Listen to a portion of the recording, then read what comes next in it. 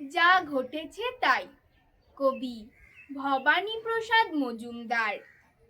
আরে আরে চেকার মশাই, এটা কেমন ব্যাপার? ছুটে ছুটেই দেখুন ঘামে ভিজলো গায়ের র্যাপার। আজ যে মিনিট পাঁচেক আগে বেরিয়ে গেল গাড়ি। মগের মুলুক নাকি মশাই, নাকি মামার বাড়ি? 6টার গাড়ি 9টাতে যায়, কিংবা 9:30 9টার আগেই পালিয়ে গেল।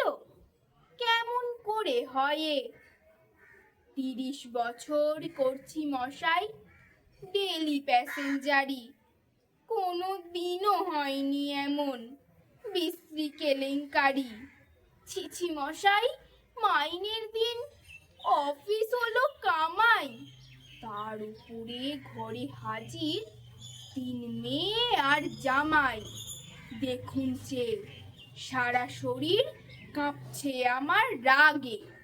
7 জন্মে শুনিনি যে ট্রেন চলে যায় আগে।